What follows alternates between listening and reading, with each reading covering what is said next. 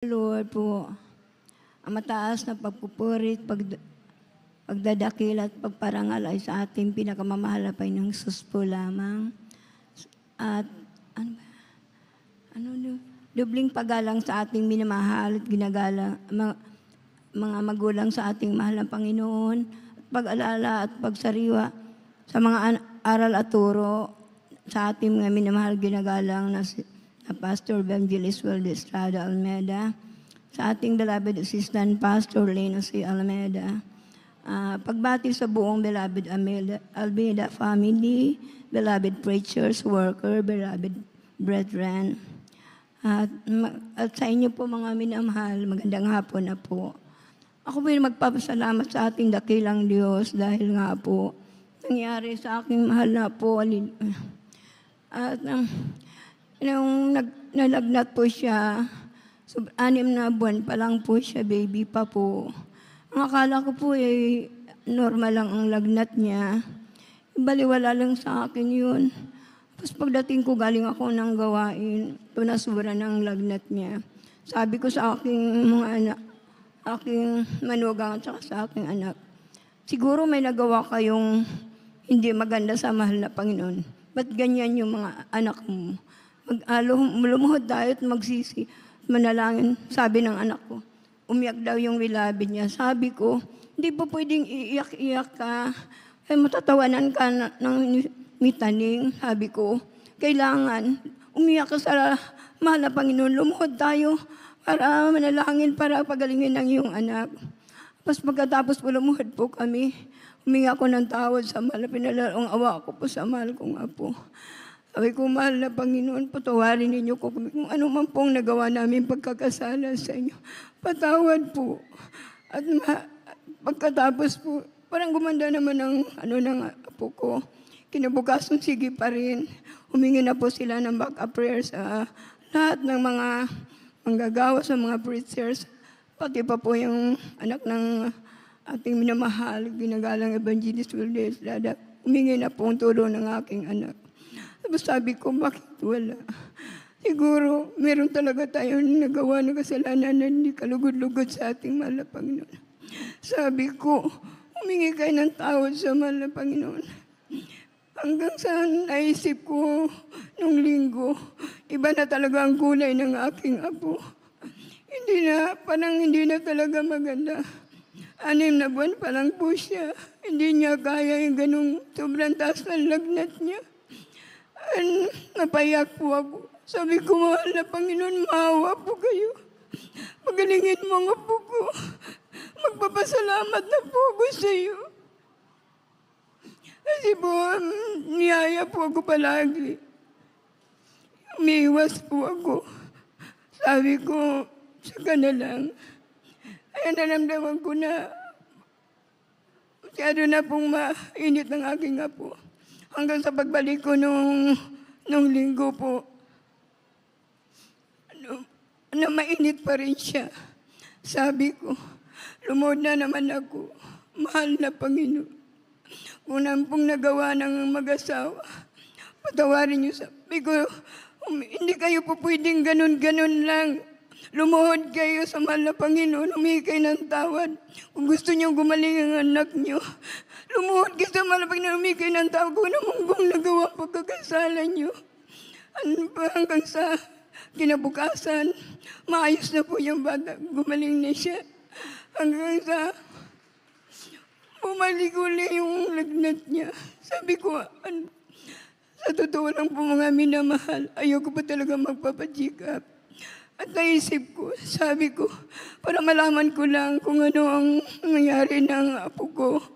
Sabi ko, anak, pwede naman magpapacheck up lang, pero hindi tayo magtitake ng gamot kung ano man pong iano doon. Sa sobrang lagnat ng anak, ang apo ko. Tapos papunta po kami doon sa doktor kahapon pa lang. Pag-alis pa lang namin sa bahay nila, sobrang na talagang lagnat. Hindi na siya iba na ang kulay. Sabi ko, mahal na Panginoon, kung ano man pong patutuwa ng mga kapatiran, napakaganda nila. Grabe pong patutuwa ito po kaya. Pagalingin mo ang apo ko. Maawa po kayo, mahal na Panginoon. Pagalingin mo lang po kung magpapatutuwa po ako. Pagdating namin doon sa doktor, sabi ng nurse, ano po bang ipapacheck up niyo? Sabi ng anak ko, yung anak niya. Hanggang sa nasabi ng wala naman sakit ah. Sabi ko, ano ba? Sabi niya, walang sakit yung anak. Wala naman lagnat ah. Hanggang tinitingnan ng doktor. Sabi niya, Mrs., wala namang lagnat yung anak mo. Eh, ganito na lang, titingnan ko na lang. Papalitan mo na lang, titingnan niya lahat. Wala naman daw sakit, walang nakikita. Kaya sabi ko, nagpapasalamat ako sa mahal na Panginoon. Itong sobrang nilagnat pero walang nakikita. Kaya maraming salamat sa mahal na Panginoon. Hanggang sa pag-uwi namin, pinalitan lang po niya ang kanyang gatas. Ang pag-uwi namin, ayan na naman, magnat na naman.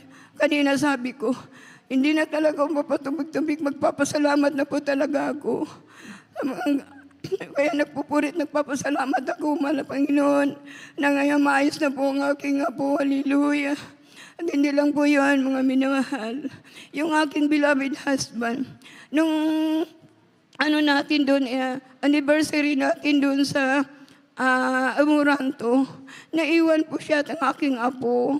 Sila lang po, hindi namin siya dala. Pero parang meron na po siya nararamdaman sa katawan. Pero makalimutin na po siya kasi sabi ko, may luto na ako dyan, kumain ka na lang. Huwag ka nang magluto. Ang sabi niya, oo. Pag alis namin, yung pala nagluto siya, binuksan niya yung kalan. Tapos ang kapitbahay pa siya, matagal siya doon. Nasunog yung niluto niya. Yung bakal po na nabali, na natunaw. Kaya sabi ko, nagpapasalamat ako sa malapit na sunog po, nasunog, ikot lang. Pero doon sa may gilid na may mga papel doon, hindi man lang nasunog. Kaya maraming salamat po sa malapit na sa pag-iingat, patnubay sa aking sa amin. Iningatan niyo kami. At magpapasalamat din po ako sa mahal na Panginoon dahil minsan po nagpunta po ako nagbumili po ako ng electric fan noon. Mali po yun, parang may sira kaya sinauli ko. Pag tawid ko doon sa may tawiranan, nabunggo po ako ng isang, yung motor na enduro, napakalaki noon, bumagsak po ako. Dinala nila ako doon sa ospital nung pinapacheck up ako doon. Nagpapasalamat ako sa mahal na Panginoon dahil wala po akong fracture, kaya maraming salamat po sa mahal na Panginoon, pag-ingat, paggabay, patnubay niyo sa amin, sa gagalingan ng aking karamdaman. Sa pagbibigay po, pwede po may paano. Yung nagpapasalamat ako sa pagbibigay, totoo pong pagbibigay, ganito po yun. Noong araw, kuntunto lang po ako kasi sabi ko, tama naman po yun, at 20% lang po. Nung ganito pa rin, hindi pa rin ako maayos magsamba. Kung gusto ko lang magsamba, kung hindi. Sabi ko, parang may kulang ako. Tapos nang binigyan ako ng anak ko, sabi ko, iibigay ko na kaya ito. Ginawa kong 30% hanggang sa ginawa kong 40%. Ngayon po, sa edad kong ito, 75 years old na po ako. Pero kaya ko pong gawain sa aming bahay. Pabalik-balik sa mga anak ko. Dahil sa pag-ingat patnubay, hindi man ako ng mga material na bagay, pero sa spiritual na bagay, binagpala niya ako. Lahat ng mga sinasabi nila sa amin, nanay, ba't ganyan ka, matanda ka na? Pero ba't kaya mong magtrabaho? Sabi ko, sa mahal na Panginoon kami umaasa. Kaya kung wala ang mahal Panginoon sa aming buhay, wala ako ngayon dito. Kaya may karamdaman po kasi ako ng weak lungs. Pero pinagaling po ako ng mahal na Panginoon. Kaya nagpapasalamat ako sa dakilang Diyos sa unat panalangin ng aming minamahal Pastor Rodas, pag-alala sa kanila. Kaya nagpapasalamat ako. Ginabayan nila ako hanggang sa aking mga apo at mga anak. Kaya maraming salamat sa iyo, mahal na Panginoon. Kaya lahat ng kapurihan, kasalamatan ay tanging sa ating pinakamamahal na Panginoon. Hallelujah, praise the Lord.